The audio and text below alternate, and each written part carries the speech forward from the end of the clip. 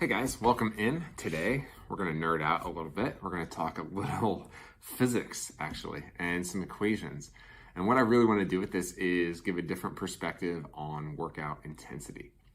A word that we can use almost synonymously with intensity is power. Power in the sense of the actual physics equation, that power equals force and distance divided by time. So what kind of energy do we need to move a thing? How far do we move the thing? Divided by how much time did it take us to move that thing, right? This is the whole idea behind CrossFit. Can we improve or maintain our ability to produce power or accomplish a task, to do a thing, right? That's why we're all here. And I want to illustrate this with something that you will likely see in the gym. So if we take a workout as an example, let's say it's a 3-round workout. It has thrusters and it has burpees in it. We have 2 athletes that are going to complete this workout, and they're going to use exactly the same weight. So athlete 1 completes the workout in 10 minutes. Athlete 2 completes the workout in 15 minutes. They did the same amount of work. They used the same weight. They traveled the same distance on the thruster. They traveled the same distance on the burpee. The big difference is their time. We're either dividing that total by 10 or dividing that total by 15. That shorter time is going to give us a much higher power output for that workout. So what this really means is that you have 2 people that did the exact same amount of work, but one of them benefited more from it. They got more out of that workout because they produced more power. Let's use another example, one that we've almost all encountered at home at some point. We've all gotten mulch delivered to the house, right? Or you go to Home Depot and you buy a bunch of bags of mulch. So let's say the amount you have to spread around your yard is 3 yards. And you can either do that in 2 hours, or you can take the entire afternoon to do that. Which one of those is harder?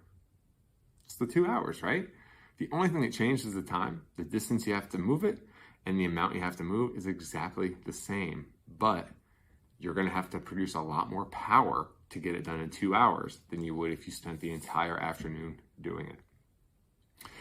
It's funny because this exact concept is what drives a lot of people to a CrossFit gym, because this is the exact difference between going to any gym and doing 3 sets of 10 squats or doing 30 squats for time.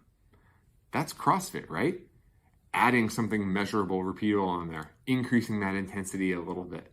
So what drives us right into a CrossFit gym is something that a lot of us forget almost immediately, or at some point in our CrossFit careers, as we get distracted and enamored by heavy weights, cool movements, all this stuff. When really, if you want results, if you want to get the most out of every bit of work you are going to pour into your workouts, scaling is going to be the best way to get there. So keep that in mind. Next time a coach comes around and says, hey, why don't we go 75 pounds instead of 85 pounds? This is why, because we know you're probably going to get more out of it. That being said, there are days where, take the heavier weight, challenge yourself, see what happens. But when we get into these patterns where you consistently go over the time allotted for the workout or consistently get time capped, you're hurting yourself because you aren't getting as much out of that workout as everyone else in that room.